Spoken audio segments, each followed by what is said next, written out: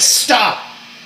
Yes, you watching this, stop! Stop what you're doing right now. Alright, we're going to talk about guitar playing today. And in the hard rock and heavy metal community of guitar playing, I'm going to tell you guys what you need to stop doing.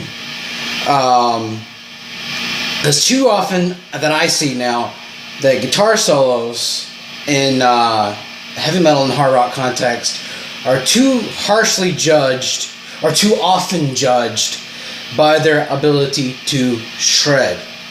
Now, shred is subjective, and within this, I want to kind of break down the categories of guitar player that are found within the hard rock and heavy metal context. First off, I apologize for the way I sound. I'm fighting off a cold at the moment, but hopefully that'll go away within the next couple days. But in my opinion, in heavy metal and hard rock guitar players, there's two kinds of guitarists. There is the musician, and there's the artist. Now, I know this is probably going to bring some questions to your mind about what the hell is he talking about. We're all musicians. And in that context, yes, you're right, we are all musicians. But musicians, in my opinion, are the guys that you see in Guitar Center. When they go off on a guitar, they're just like Eddie Van Halen, and you want to shine their shoes for guitar lessons. And then there's guys that I think are more like me, and they're artists, and they're more about structure and songwriting. And I know personally I'm not one of those guitar guys that you see in the guitar centers and stuff like that. And you may notice whenever I do play something off the fly, it's something linear. And what I mean by linear is like just up and down the notes of a scale. That is linear playing. And while the playing and the picking might be clean, it doesn't really say anything. And not in my opinion. Now, sometimes that's the effect that you want to build that tension, but not everything needs to be based off of this. And I'm seeing a lot of hard rock and metal guitar playing being kind of sport-like.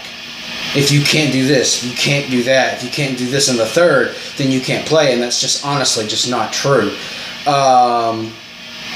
While each individual style of playing has its purpose and is effective in its own way, I'm going to bring you guys back decades to where shred guitar playing actually started. And I want to show you 3 different things that you can do that'll still floor people, but is just great guitar playing. And to me, great guitar playing and soloage is all about content. It's about the message. And to me, technique is the vehicle in which you carry that message through. I mean, people have straight up looked at me and said, you know, because I've recorded music before, you can't sleep. I've never heard you sleep. Of course I can sleep.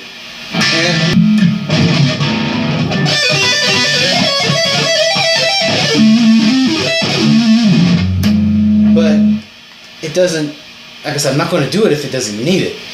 And good soloing, again, I can't reinforce this enough. Good soloing is about content. And to me, I'm seeing too many people, and I'm not discounting the musicians, the guitarists that are doing these things. They're obviously extremely talented. They're obviously way better than I am. And they're obviously showing their chops. But in the long run, if that's all you're doing, in my opinion, you're just jerking your guitar off. Yeah, I said you're jerking your guitar off. Quit doing it. Alright, so I want to bring you guys back a couple decades to when shred actually started. And I want to take some excerpts from some really great songs and some really great guitar players. And the first shredders, in my opinion, based everything off of a little thing called chicken picking. And chicken picking, listen to some of your favorite 70s albums. A great guitar player that pretty much made his whole foundation off of chicken picking is Ace Frehley. And I made him a joke years ago, but there's some truth to it. If you did this,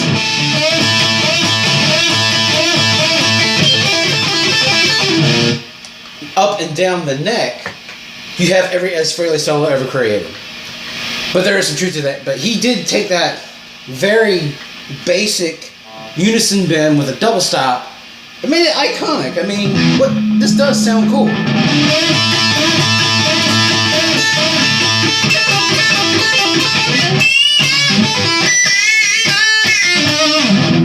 I mean, so that's some of the first heavier guitar soloage. But let's go back to the 70s, and I've got a little ditty from a guitarist by the name of Paul Kossoff, and he had a little solo piece that went like this.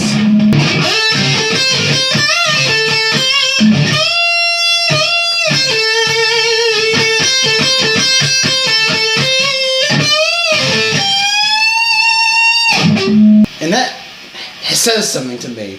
And if you guys don't know, that was from the song All Right Now. I mean, and there's more. I mean, it's not only what you choose to play, it's what you don't play. And spacing and breathing in terms of notes is great guitar playing, in my opinion. I mean...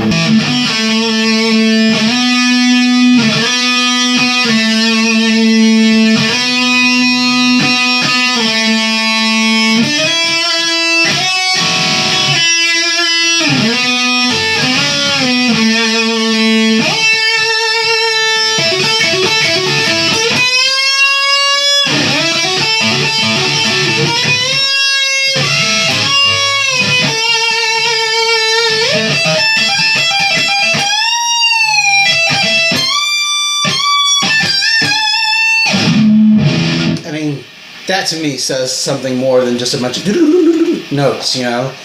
So that is a classic example of how chicken picking makes for, you know, great guitar playing, and you don't have to have, you know, 135 beats a minute, you know, in alternate picked solos to impress somebody. To me, that vocal ability, just the ability to make an impression off of just a few notes, really does a lot. And let's go to the 80s. One of the biggest songs of the 80s, by what's considered a one-hit wonder band, is Come On Feel the Noise. And what Carlos Cavazo kind of does in the solo there is somewhat of an example of linear playing, but he sticks to a pentatonic box. He's doing the whole E minor pentatonic thing. And you can still do pentatonic boxes within a rock and or metal subtext and still sound good. I mean, the first notes that, you know, that come to your mind when you hear that solo is just that run that he does, and the run is nothing more than a 12th position, you know, E pentatonic minor thing. I mean, and it does its job, and he stays within that box for the entirety of the solo.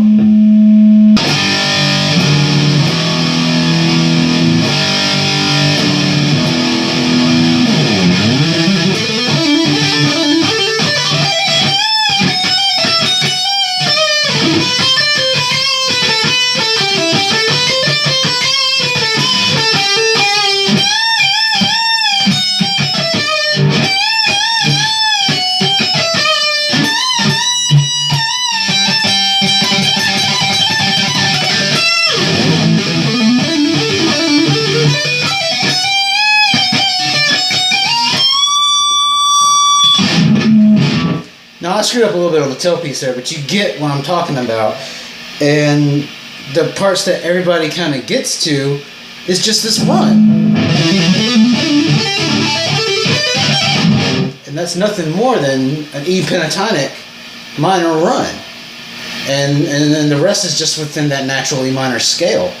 And I think that's one of the best guitar solos to have come out of the 80s. That was not only catchy, but effective. And that's kind of what I'm talking about. Plus, he had that breathing there within, you know, that tension and release. You know, immediately after that run, he goes into like a vocal melody.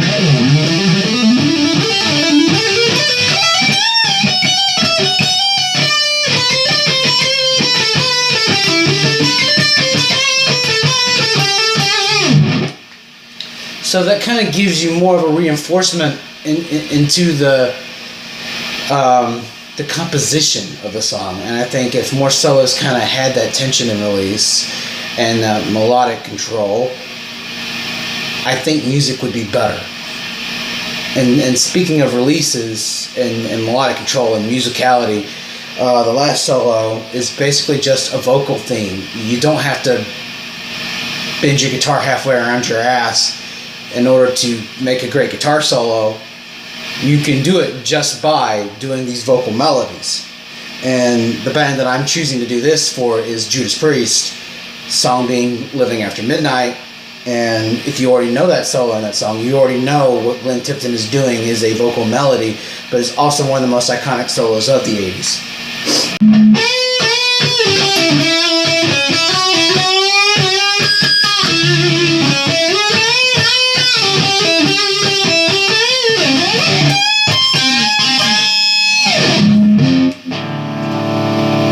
And that's one of the best guitar solos of the 80s. There again, just my 10 cents on what probably needs to make a comeback in heavy metal and hard rock guitar playing. So I've been Mark. You've been great. Questions, comments, insults, list them below. I won't read them. And see you next time.